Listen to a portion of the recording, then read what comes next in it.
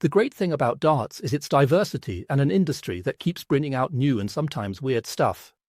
While you could still smoke on stage 15 years ago and darts catalogs were sold in the style of car tuning catalogs, well, the world of darts has evolved enormously, with great innovations, but also some real howlers that make you wonder. One has made it to the World Championship title.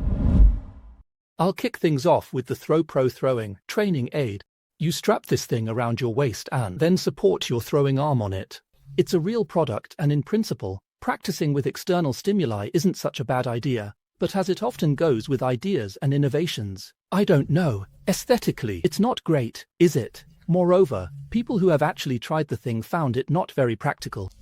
The thing is, when you throw darts with it, the forearm support falls in a nice semicircle right in front of your shin. Ouch.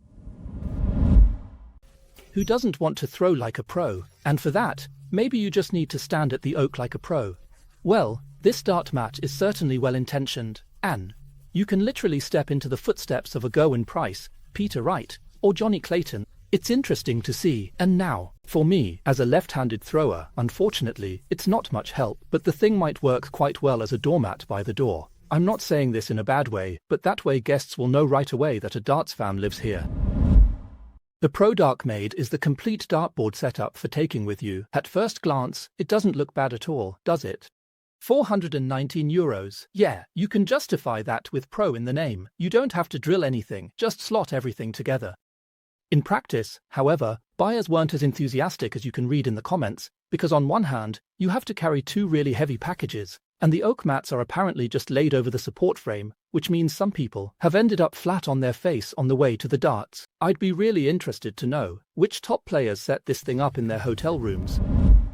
What makes up a dart? Point, barrel, shaft, right? But of course not. The latest craze is pointless darts, and the advertising text here immediately wins me over. Introducing our revolutionary new product. You asked and we delivered, literally, the most groundbreaking innovation in the history of beer darts. Are you serious? Also, about the United States Beer Darts Association, or USBDA for short, because here, darts and beer are definitely part of the game. Yeah, it's impossible without it, because this party game has easy-to-understand rules. Throw, hit, drink. The magnetic darts weren't quite as effective, which is why there's the proper darts version with, watch out, integrated can holders and a bottle opener.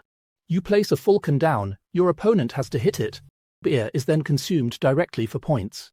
Well, and when after a best of 11 everyone is nicely tipsy and the cans are empty, that's when your skills really come into play, because now you can try to land directly in the can opening with the pointless darts.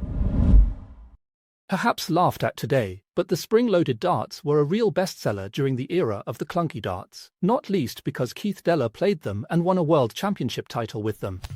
But, before that, the so-called no-bounce-out darts were outright banned. Then they were allowed again, but with Deller's world title, they were banned once more, as the competitive advantage of these special darts was supposedly too great, since there were no more bounce-outs on the wire.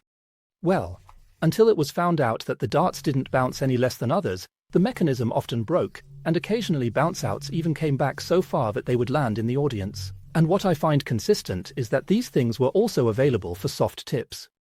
But as funny as it may sound, these things were pioneers for other systems, like the more compact hammerhead points, which you can still buy today, or the 180 reflex points, which Data Hetman and Peter Wright even played for a while, because the point itself is thin and therefore flexible.